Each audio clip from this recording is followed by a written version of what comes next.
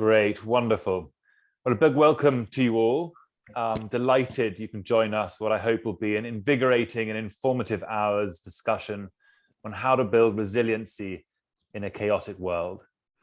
A quick intro on myself, as this is the first time I've hosted the Alchemist Kitchen podcast. I'm Giles Hayward, and I've spent the last 12 years working with plant medicines to help others balance, build, and brighten the body and mind. I'm currently the co-founder and chief innovation officer at Woven Science.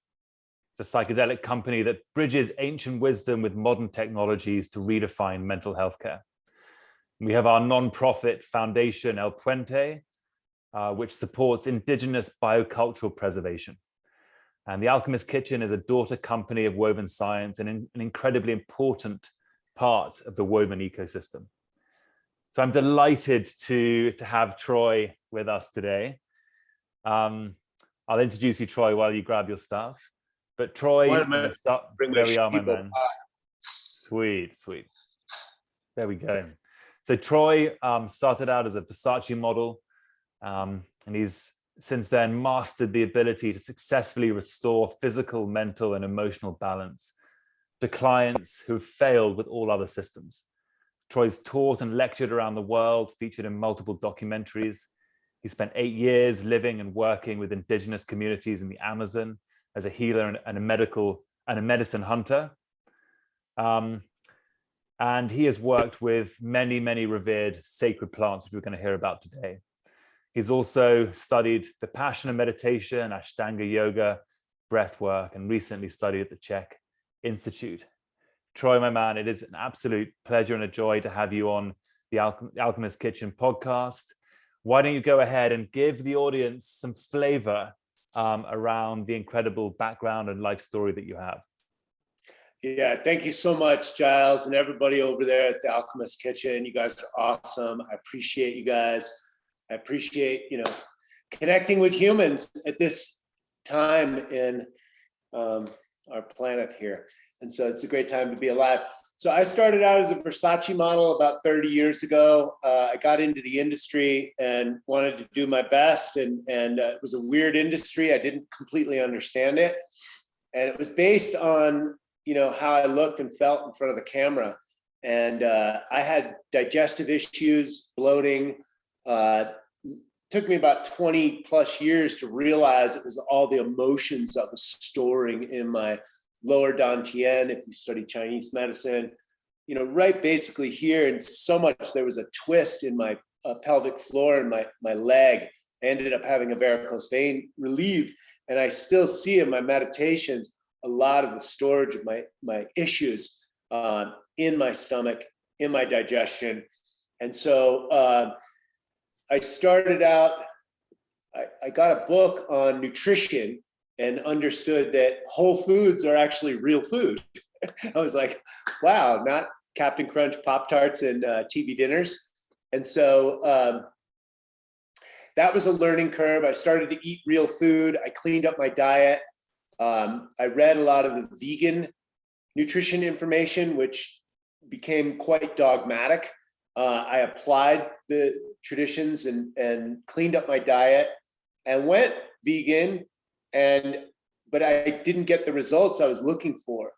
Soon after that, about 2 years after that, I became skinny fat. I had adrenal exhaustion, anemia, and I lost the weight and cleaned out the body initially, which was really good. But long-term, it wasn't sustainably hormonally for me. And that was kind of confusing because these were my first books on nutrition. And it spoke of utopia, and then I had an opposite experience. And so subsequently there for the last 20 years, I've researched nutrition more and more, especially as an ancestral and anthropological look at it, biochemically anthropological look at it. And so, so that started my journey about 30 years ago. Then I had a rock star phase. I was a Versace model. I did 4 Versace campaigns. I worked with the original supermodels, Naomi Campbell, Christy Turlington, many others. And I just had a lot of success, and it was robbing my soul. And I didn't know it because I didn't know who I was. So I started drinking. Drugs and alcohol were free in that industry. And, I was partying. And after that got too much, I sobered up. It was Vipassana meditation that really set me free. It was step 11 in the AA 12-step tradition. Again, great tools and teachings in that tradition, but that was not necessarily what delivered me. But step 11, meditation, sought through prayer and meditation, that helped sober me up. And I sat 11 courses of silent meditation with S.N. Goenka and Vipassana. That changed my life, started to rewire my nervous system, and started to make the neuroplasticity a lot more pliable. I could look at myself at a different angle. And then soon after that, I was living in Los Angeles, and that is the city of angels for me. That was where I got my healing. And I started working with Maori healers from New Zealand. And I witnessed them. They're known as the bone crushers. I witnessed them reset bones. I've seen over 60 exorcisms in my presence. I worked with them for the last 20, 25 years. And I've had, probably 40, 50 sessions done on myself with my own miracles, especially along the lines of childhood trauma and abuse. And then at that same time, somebody turned me on to an herbal company from the Amazon rainforest. It's called the Amazon Herb Company. This was 2005. And I instantly started taking these plants into my body, and my consciousness rose to another level, another Kundalini awakening. First one was Vipassana.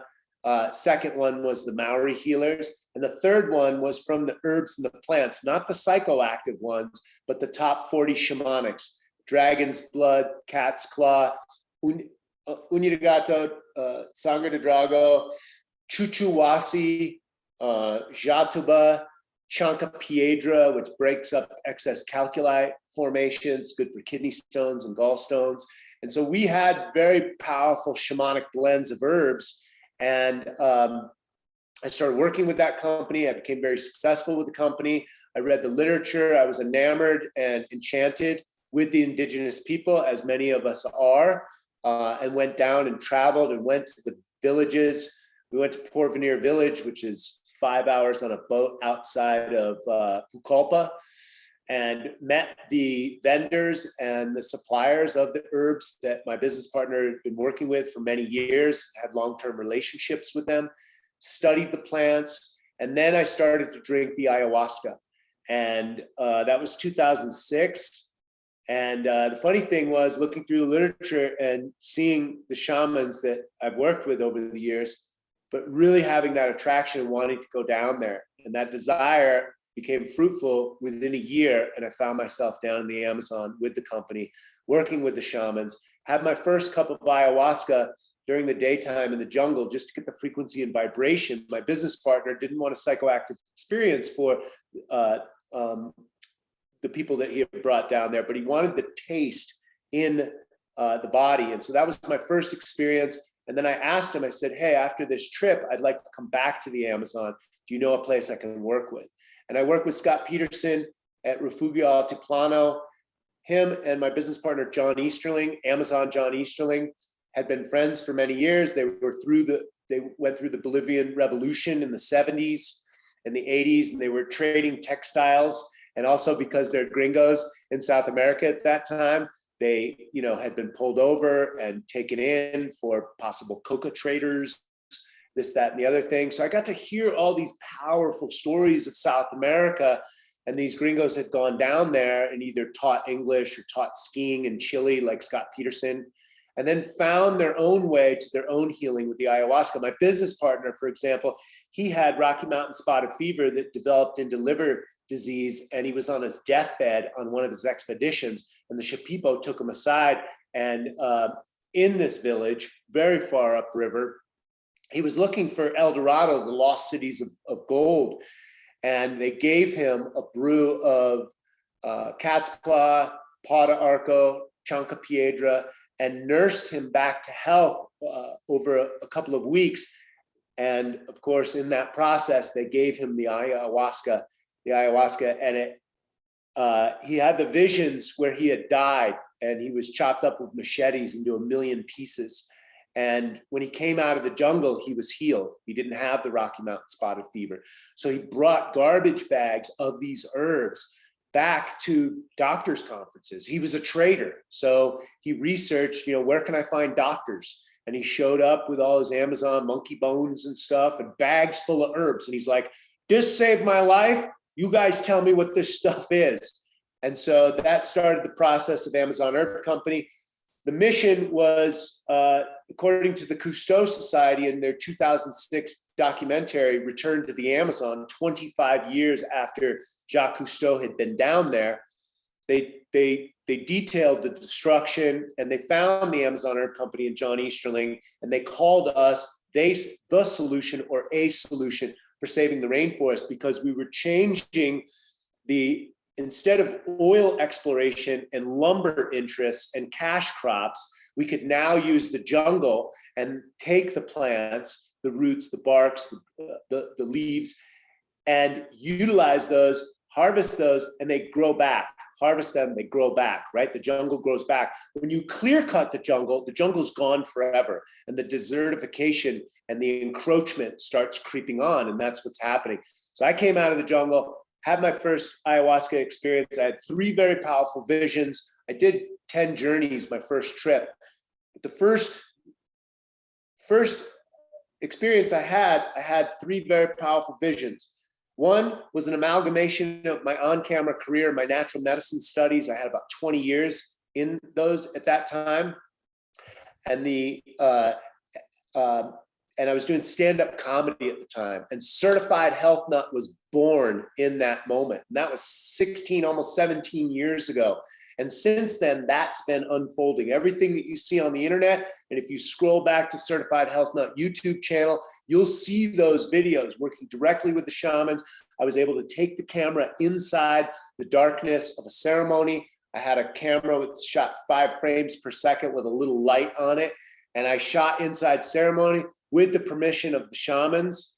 And so I shot a documentary, and I came back, and I was so enamored with the information. The second vision I had was the spirit of my daughter came to me. I was not married. I was not in a relationship. And I went home to Los Angeles and started interviewing the women that were in my life. They're like, no, not me. I'm going for my acting career, or this, that. And it was just a lot of women in LA was like, no, it's not me. My daughter was the second child that came. She came 4 years later.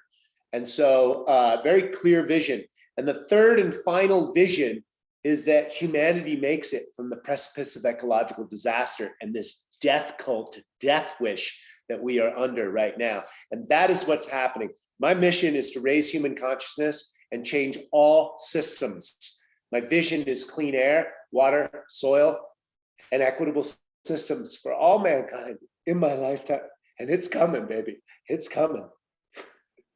Dude, I want to really thank you for holding that vision and really manifesting and embodying it, because it's so important, right?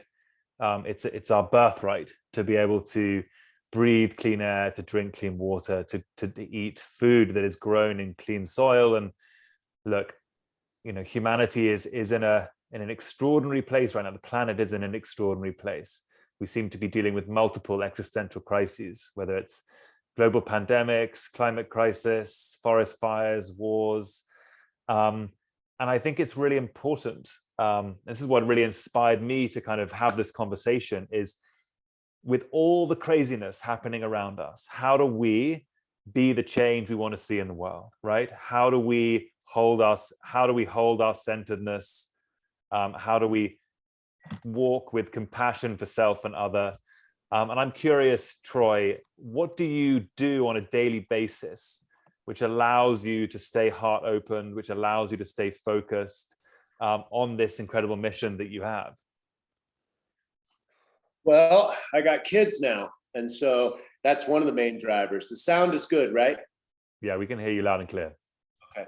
So I have children now. I also have a dream and a vision, and I understand the spiritual nature of who I am and what I'm here to do, and the creation and manifestation principle.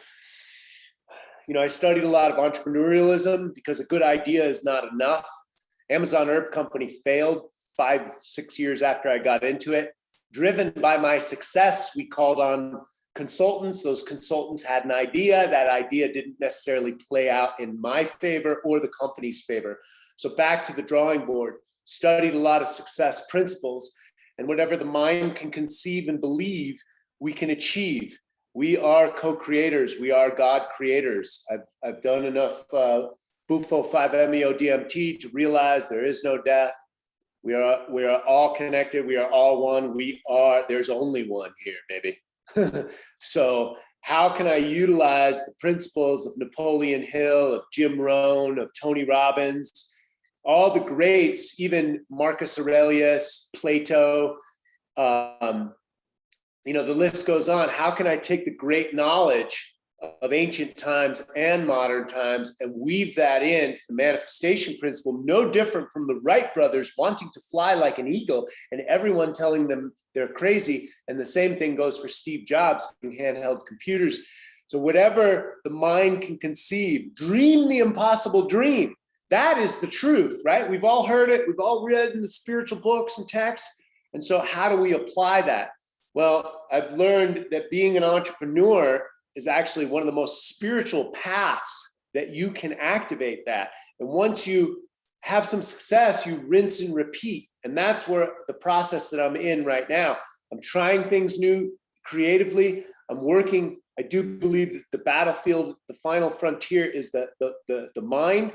Mind over matter is the final frontier. The battlefield is on the human mind. It's about co-opting that space that's in the consciousness. I believe that we're in a death cult with the commercial narrative, the corporate narrative, and we can flip that over and use AI against AI by promoting life affirmative principles. Nature heals everything. Death is a part of life is the addendum to that. And so nature heals everything. If we get back to nature in as many facets as possible, we will heal ourselves, heal our consciousness, and elevate our soul, which I do believe is part of the path that we're on here for. I want to double click into something you just said, which is that the battlefield is in the mind. So if the mind is where we need to really hold clarity and center, like what do you do, or what can we share with the audience today? Like what practices can we do? What medicines can we take, which empower us to take back our own health, to empower us to access a clear mind? What do you do, Troy? How do you get to that place of clarity? Well, awareness is the first step, the very first step of everything. And in my book, Ripped at 50, A Journey to Self-Love, it's not just about physique and six-pack abs. It's really about the whole journey. And so awareness is the first step. The mind is very powerful. It cuts through the fabric of reality. I understand this working with high-performance athletes. Basically, we can do anything. So assess yourself. And the rules for the formula for alchemy is love, truth, and wisdom. Love is representative of the dream that you have in your heart. Truth is representative of who you are in the mirror. And wisdom gets created by the tension of the two. I want to be here, but I'm here. You never let go of your dreams and you don't bullshit yourself, right? So I am here and I want to be here. Through tension, by law, tension must be resolved into the wisdom. That's the triangle for the love, truth, wisdom, alchemy formula. And so, again, it can't be reiterated enough. That is the formula for creation, guys. My dream is here. My love is here. Where am I? Look in that mirror. Who am I? 70% of the American people are obese or overweight. Only 4 to 6% of the food on the market is organic. That means most people are poisoning themselves on a daily basis. You pay now or pay later. Pay the doctor or pay the farmer, your choice. So awareness is the first step, Giles. Yeah, no, I love that. I think one thing that I do, which really helps me, is actually to write out my choices. So the things that I want to manifest in this world. And every morning I read my choices. And then, as you say, I am fully honest and aware as to where I am today and how far I am from some of those dreams, but to hold the tension, but to always hold in your mind the place you want to be, the life you want to manifest. It's deeply powerful work. I also recognize that, you know, we need support, we need help, right? What master plants, what herbs do you take on a daily basis to support your kind of daily health and well-being?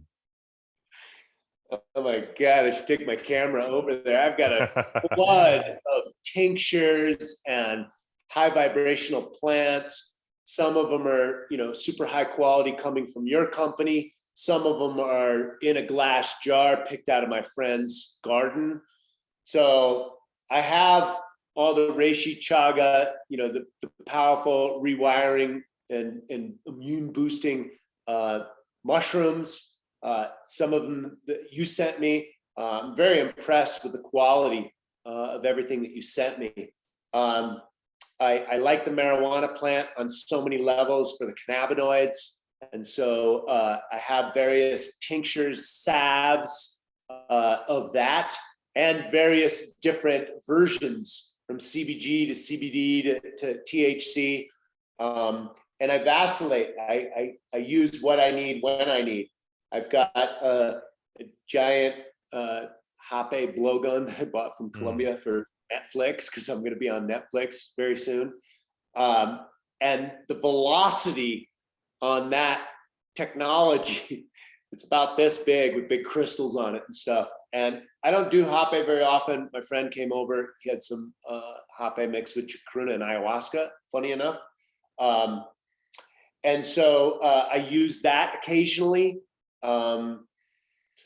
I have, first thing I take every morning is water and ionic minerals to get the mineralization. So I'm highly conductive. So the electricity is flowing through me. So I can communicate effectively. I can relax at a cellular level. So I can give and receive information. Monoatomic elements are also in my minerals. The reason I like the Amazonian plants is because they are grown in virgin soil. So they have the complete mineral matrix in them. You know, it's not necessarily really about the nutrients. It's the electricity or the biophotonic light. It's the energy behind the nutrients, the morphogenetic field of something like Chancapiedra or Chuchuwasi, these very powerful plants. The number one thing that I experienced when I started taking plants into my body from the Amazon is that it raised my frequency and vibration. Of course, it increased the vitality of my organs and my blood, and that translated into more energy. And so, God, what else do I take? I take wheatgrass, I take spirulina. You know, I've been doing that for 20, 30 years. Other superfoods, which the definition of a superfood is nutrient dense. But I like the herbal element of superfoods because you're getting unique alkaloids, terpenes, medicinal quality signatures, morphogenetic field. If you know the morphogenetic field, the essence of the rose is in the rose, and the rose is going to express itself. And so when you take these high vibrational, very powerful medicinal plants into the body, they express themselves inside the human being, usually with vitality. And yes, you can use it allopathically. I'm going to take Paw d'Arco because it's antifungal and I want to abate the fungal overgrowth in my body. Yes, you can do it that way. Also, you can get alchemical formulas, intelligent people that know the synergistic blend of these materials that will bring up what one plant will do. The synergistic blend will bring it up to a whole different level. And so when you start taking these things into your body, these natural substances we were born with, these are primordial wisdom. They will teach you. They've been around for millions and billions of years of ecological development before the human being ever came down to the planet or crystallized onto the planet or developed into the planet or, you know, well, we evolved. It's interesting, isn't it? Because we actually evolved from plants, right? In fact, I think we still share 75% of our DNA with a grain of rice. Like, people forget this. And ever since our paths split, we have lived symbiotically and synergistically with the plant kingdom. That's why our foods and our medicines have always derived from the plant world. Thank you for sharing some of the things you put into your body in the morning. I'm also curious to hear, like, how do you maintain a decent night's sleep? Because I know from personal experience, it doesn't matter what I do in my daily ritual. If I haven't had a good night's sleep, I'm all over the place, right? So how do you set yourself up for a good night's sleep? Is there anything that you take? Do you take CBD, CBN, for example, something that's really worked for me, our Sleep Well product? But yeah, curious to see how you set yourself up for a good night's sleep. Again, awareness is the first step. So what's the research on circadian rhythms, circadian health? Rise and fall with the celestial realm. So when the sun goes down, the melatonin comes out. When the sun rises, the cortisol, rises as well. And so I knew that research. I applied it. Of course, I was dead tired when my first child came in my 40s. And if you guys have been young parents, you know what that's like. And it was an exhaustion that I had never felt before. So I did my research. I got my mind right. I was like, I gotta get better. I gotta have some energy. And so once I understood circadian health and circadian hygiene, then I got my bedroom on point. I darkened it. I get to bed. The target is 10. Over the last 10 years, I've been really good at that. I studied at the Czech Institute, and they really boiled down circadian rhythms. And so 10 has been my target. I'm currently doing 100 consecutive days of Qigong, and I'm doing this at sunrise when the Qi field is highest. So I'm waking up with the sun now. So I get up before the sun, and in 19 days, because I'm 19 days into this 100-day consecutive challenge, and my life has changed dramatically. I'm going to bed earlier. So before my target was 10, now my target's 9 because I need to be up at 5:30. And the energy is so clean and pure at that time. And when I get out and do my practice, I get more work done by 9 a.m., 10 a.m. in the morning. By noon, I'm out on my bicycles enjoying my life with a lot of work done, many videos made, emails sent, telephone calls, etc. So it's really boosting up my energy. And 7:30, 8 o'clock rolls around. I mean, I know that's my kids' bedtime, but whoa, I'm getting a little tired here. It's already happening automatically. Clean out your bedroom, get all the electronics out of it, darken the room as much as possible, take out any paintings that you don't absolutely love, no dark arts in there, no nothing, only beauty, love, joy, joie de vivre in your room, flowers, good smells. Make sure your house doesn't have mold in it. Turn off your Wi-Fi. If you're really savvy and you want a really good night's sleep, find the breakers on your wall, except for your freezer, refrigerator, because you don't want to melt your expensive food. Turn off all the breakers. The first time I did that, after studying with Dr. Dietrich Klinghardt, who specializes in cleanse and detox for autoimmune, it felt like I was sleeping in the woods, literally. So turn your breakers off if you can, without, messing up your house. Darken out your room. Get comfortable natural fiber sheets. Get linens, cottons, organic cottons. Huge difference, guys. Huge difference it will make. Sounds small, but it's huge. I hear you, my man. We actually got a building biologist in to kind of look at our house to make sure the geopathic stress was not too high, make sure the EMFs were kind of out. I actually wear these blue light blockers now to make sure that the blue light from my screen is not affecting my circadian rhythms, and it's a game changer. It really is. Look, we've been through two and a half years of struggle, right, with this pandemic. And I just want to kind of, there's so much of this, there's so much fear around what's happened, right? And I think trying to find ways to move out of the amygdala hijack, right, to stay centered. I'm curious to hear how you use things like breath work and Qigong to kind of move out of that fight or flight state, to bring yourself back into a more balanced state? Well, I think one of the easiest and best ways to do that is to get your feet barefoot in the ground, get sunlight, which is the #1 disinfectant on planet Earth, all over your body, as much of your naked body as possible. That's going to charge your cells.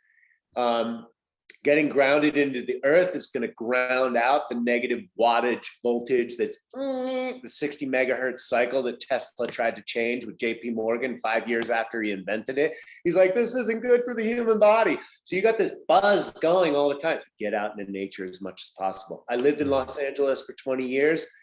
Yes, there are parks, Central Park in New York City, Hyde Park in London, they do exist, right? So get out there any way you can, hug a tree, touch a tree. If you're going to the office and you don't have time, touch a tree. That's going to ground you right then and there. Get as much nature into you as possible, because the nature frequencies are going to harmonize the discordant frequencies. And there's plenty of discordant frequencies in us. There's a lot of solar activity. There's a lot of celestial activity. We're integrating in the new information that's coming into us. We're raising our frequency and vibration. So as much as you can, get into nature. If you can add to it a clean, cold body of water, that's going to get you centered and focused super, super fast. Cold and hot, use hot springs, cold springs, nature, any way you slice it. Get your sun in the body, get your naked body in the sun. Yeah. I love it, dude. Yeah, no, those are all valuable tools. And then I'm conscious of time now, so Luca, let me know if we're overstepping our mark in terms of conversation, because I know we want to leave some time for questions. But just quickly, maybe as a final question for you from me, Troy, is what herbs, what strategies do you to build your immune system? Like, how do we keep a healthy, strong immune system going, especially in the winter? Like, is vitamin D something that you adhere to? Like, what do you think is important? Well, all the vitamin D, zinc, A, B, C, I'm a natural guy. So I want to get that from my food as much as possible. And so I take all the medicinal mushrooms. I really like the reishi that you sent me. I've only been taking your products for 5 days, but I have been mainlining them, by the way. I know they're high quality. I feel good. The reishi, the chaga, the lion's mane, that's all good for the immune system. You sent me a formula, and I'd like to get the download, or you can send me the bullet points on that. You sent me a couple of formulas for the immune system. And I've had an infection in one of my root canal teeth. I'm an actor, so I got, $40,000, $50,000 in my grill, and one thing's failing. And lo and behold, it was failing for like 1.5 years, but the dentist was like, it's stabilized. I've been dealing with a lateral fracture, which creates an infection, which creates bad bacteria in my gut microbiome, which is my mouth. And I've been managing this up in my sinuses for 1.5 years. So taking these high vibrational plants to protect my immune system, and you have coronavirus and whatever else they're calling it these days, and all this elements around us. So I just constantly take these plants. I take the wheatgrass every day. I take reds and I take greens. So reds reconfigurate damaged DNA. That's the science from all the red wine hype 25 years ago, resveratrol, proanthocyanidins, that's the reds.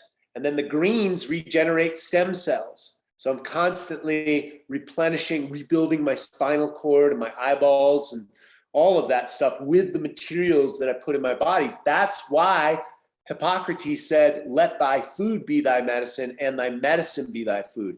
Herbs were our natural foods. We just kind of got away from it. And then with the allopathic element, there's certain factions that are still trying to treat herbalism with allopathic allopathic methodologies, this for that. Me, I'm just like, give me a good pile of vegetation. My body's going to figure it out, right? Oh, I got some little research. Giles sent me some research over here. High quality. It's a good source. Let me chuck it down my neck and let God take care of the rest, right? And lo and behold, 56 years later, obviously, or let's just say 30 years of application of this type of knowledge, and this is my results. Results don't lie. And so, I can't say I'm the most healthiest or, oldest person on the planet, but I have a certain level of vitality, and I'm definitely better than the statistic of 70% of the American people being obese or overweight. Yeah, I think just to double click onto that point, the source of where our food and our medicine comes from, like the cleanliness of the soil is so important, right? Like food can become poison if it's not grown in healthy soil. So I know the Alchemist Kitchen is really, really spot on when it comes to sourcing from local farmers in and around the New York area, certainly for the kind of CBD and cannabinoid products, which is, one of the reasons why I love that company so much. But and that's what you want to do. You want to find good companies and you want to support them. We are all voting with our dollars. The illusion that you can vote for this politician, the big vote is the vote with your dollars. And again, you're going to pay now or you're going to pay later. You might as well invest in yourself. I'm not that great in business, or I'm failing my way to success for many years. But I'll tell you one thing. I've always invested in my own bloodstream. And sure enough, what's my brand? Ripped at 50? All these executives that have spent all this money or time and energy on getting rich now don't have their health, and true health is true wealth. And so they are coming back to my brand. Oh, it's the crazy guy from the Amazon. It's a certified health nut. He's out there.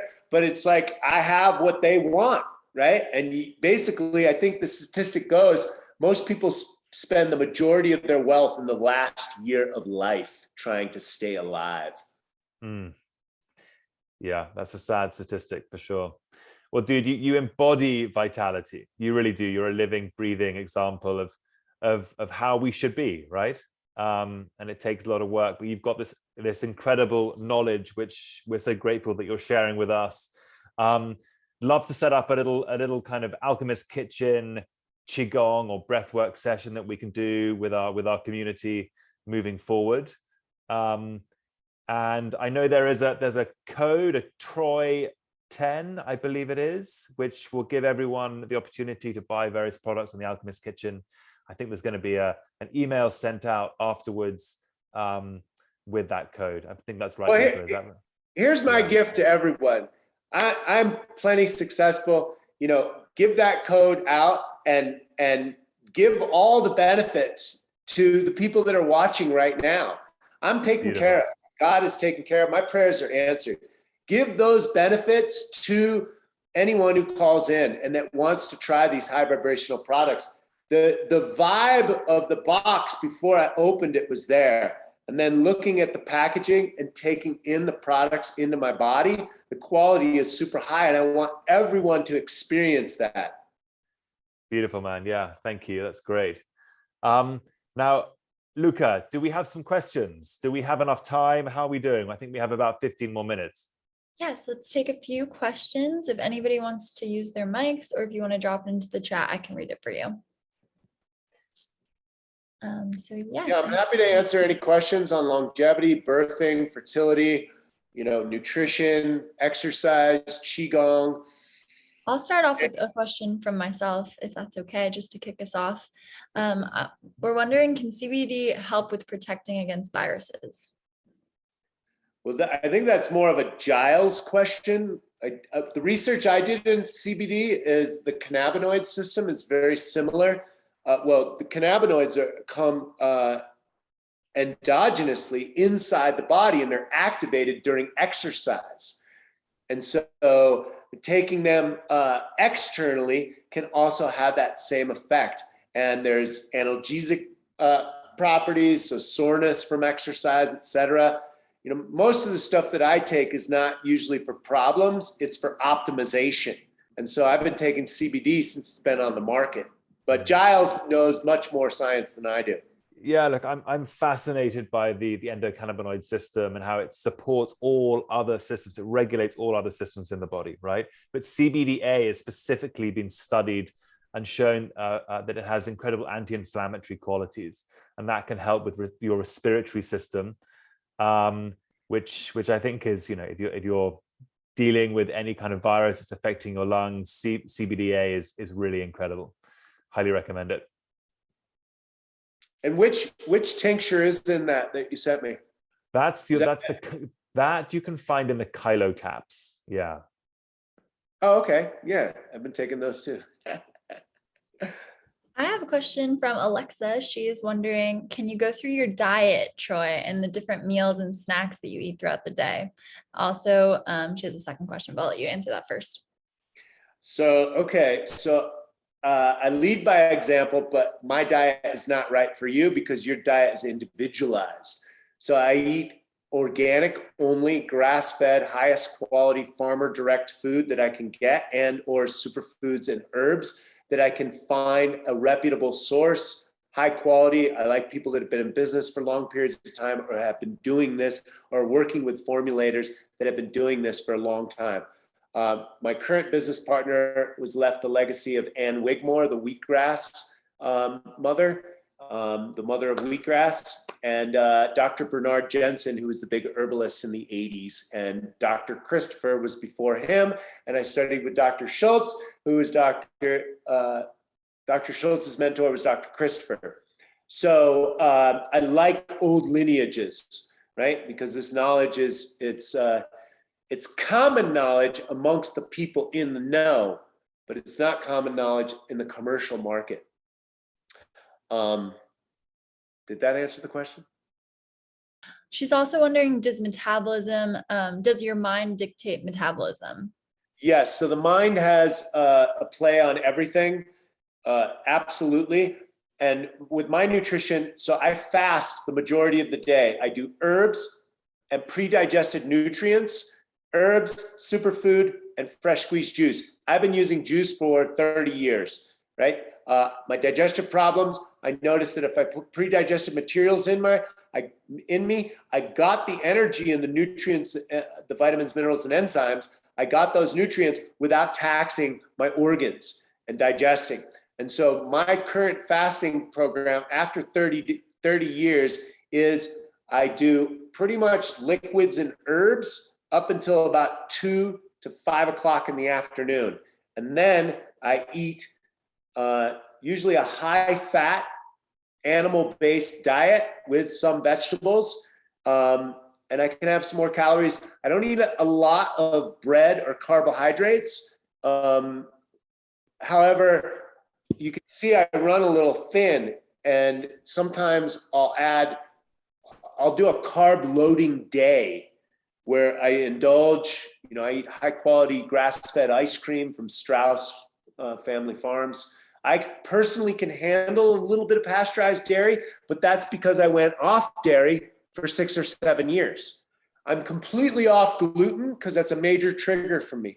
I get my clients to be very aware of gluten, corn, soy, nuts, grains, and seeds all have phytic acids on them, enzyme inhibitors. Therefore, they need to be prepared properly. So a lot of misnomers in this plant-based diet element, and it messes with a lot of people's digestion, especially if they haven't been pulling out the inflammatory agents. I have a playlist. I'll make sure it goes out in the email. You can find it on my YouTube. The first video is a 36-minute video going in through the nuances and caveats of what I eat and what the food supply offers, from wild to organic and high quality organics down to USDA organics, commercial, and then GMOs, right? I go through that whole thing. You want to be eating at the top of the food chain, wild and organic as much as possible. It's about quality, not what you eat. And again, I'm on a weirdo fasting schedule, warrior diet, don't give me food until after I've completed my day kind of thing. And that's not right for everyone, because I'm here to tell you blood sugar and insulin, primary hormonal pathways are insulin adrenaline, and cortisol, and you want to manage that properly. Otherwise, you have elevated cortisol. That's going to create inflammation. Inflammation creates disease, and disease kills dreams. So get your nutrition on point. Work with a good person that can help you with your fasting schedule if that's right for you. Fasting's not right for everyone. Really watch that blood sugar, because if it's off, you can go manic. You have too much, you go depressive, right? So really manage yourself. And there's no isolated hormones. So we were talking about sleep before. You know, dial in your caffeine usage if you're going to do that. Get it in before 11 a.m. Caffeine has a half-life of 6 hours, I do believe, or cortisol has a half-life of 6 hours. Caffeine spikes cortisol, and so that's going to affect your melatonin and your sleep cycle. So really be aware there's no isolated system, so lower the stress levels, eat nutritious food that's not going to inflame the gut and elevate your stress hormones. So it's this whole balance thing, but once you get on the train, it takes a little while for the education, then you observe, then you apply, then you try, then some fail, and then you find your own rhythm towards longevity. You add some Qigong to it and some other natural principles, and everything falls into place for the holistic lifestyle, and you can achieve the body and the life that you desire. Thank you, Troy. That was I know everybody wants a list of the foods that I eat. I'm not going to give it to you. It's too extensive. If it's natural and organic, I eat it. If it digests in my body, I eat it. Maybe time for 2 more questions. I have one from Matthew saying, do you recommend any specific exercise routines for longevity and overall health? Yes. In fact, I'm going to teach this on this network, but right now we could just go into the Zen Swing. This is the #1 thing I teach people. So if we just swing back and forth, Chi means energy, Gong means practice. So my toes come up, and then on this foot, 75% of your weight goes on each foot. So we're just swinging back and forth. Close your eyes and put your eyes on the horizon, and that makes the twist go into the cervical units. This moves every joint in the human body. It harmonizes the biological oscillators, which is the mind, the heart, and the gut. So it will relax you, it will de-stress you. The purpose of exercise is to mobilize the lymph, and that does that in spades. The Chinese are into blood flow, chi flow, energy. You want to clear out the vessels so you can receive the information, and also you need the minerals in the body because we are electromagnetic beings. And so the more rhythm and flow you can get into your body, because again, the battlefield's in the mind, it's keeping us trapped in the prison of the mind, and mind is an embodied process. If you want to know what your thoughts are, look at your body and look at the life that you've created around you, because your subconscious is always creating. Once you get clear on that, then you start working with the mind, you reprogram it, you rewire it. Obviously, the mushrooms and the psychedelics help with that, but also the education. And then you start getting into your body, you integrate. Because remember, it's not about the information, right? We are informed to the degree that we are aligned with nature, right? Our formation, right? So information is important, and then you have to integrate it. Again, it's not the ayahuasca. The ayahuasca is the medicine. You have to apply the visions into your life and integrate it harmonically and balanced. You can't just go home and be like, you guys are all fucking assholes and you guys don't know what the hell you're doing. And I drank the ayahuasca and I'm enlightened and you're not, and get out of here. No, that's not going to work. You have to integrate it, understand, offer peace to the people that don't see the clear vision or have the visions that you have. And that's part of your spiritual path now. You've got to deal with all the nonsense of your family, of your business and coworkers. You've got to redesign your life to match up with the ayahuasca visions that you had, or the Qigong that's translating into your body. And you go out into life and you see how out of balance and out of rhythm and stuck and stuck in the mind, and the mind ties the body in knots and tension. The mind stores information in the body. It goes to our trauma. It goes to our accidents, right? I was holding it in my stomach. I was constipated for almost 30 years because of all those emotions that were in there. And so we're just getting the energy to flow. We're just getting the energy to flow. And the more you can get the energy to flow, the more ease and grace. And also praying for ease and grace. Peace and harmony, ease and grace. Peace and harmony, ease and grace. And listen to me, I'm a fire starter and a hell raiser. So I got to use those prayers on a regular and constant basis for me. Now, there's some hell raising that needs to be done because somebody's poisoning the children's water and the food.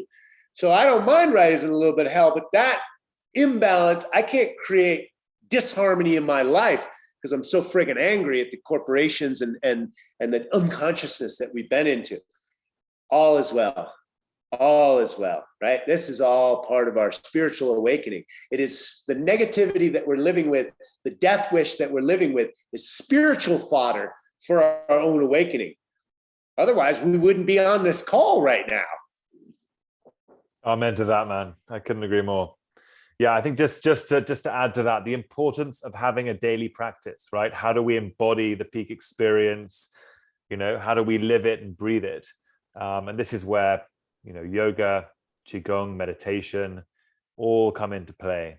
So we can really stay focused. There's a wonderful analogy, actually, which I'll leave you guys with, which is that the world as we experience it today is always moving from side to side. It's like a pendulum moving from two kind of sides of duality, good to bad, whatever it is. And the higher up we sit on the pendulum, the more centered we become, the less we get affected by the constant flux that happens in our life. So if we can bring that centeredness into our life, we just sit at the top of the pendulum and we experience life as it manifests, but we experience it without judgment. We experience it with equanimity. And that allows us to see the joy and the benefit in all facets of life. It is just about the experience. And so, yes, it's hard to get up the top of the pendulum, but that's the goal. Yes, and well, I always like to teach as well, Giles. You know, the pendulum swings both ways. So how many times people I've heard, Joe Rogan talks about this too. Like, let's say, take getting off pornography, for example, and getting into sexual kung fu and tantra and withholding ejaculation for men, especially. And this is very popular on the internet. But if we don't know how to cultivate the energy and circulate the energy, and we're not completing the tantra and the sexual kung fu, we don't know our inner practices, that energy can get stuck in there just because you're not ejaculating. And so the pendulum can swing both ways, right? We've got complete abstinence and complete debauchery. And then there's somewhere in between. That's why the ancient sages have said, walk the middle path, right? Bless yourself. Yes, today I'm being celibate or paying attention to my sexual activity. And then, now the other day, I'm going to enjoy this, right? And so you vacillate between the two. If you start going, no, I'm not this guy, right? Then this guy's going to swing over here and he's going to start, getting out of control. And so, and that's a good thing too, because then you can juxtapose what you do and don't want. And then you can find more rhythm here, have less judgment on those that are ejaculating, for example, or are a certain way, or are unconscious, right?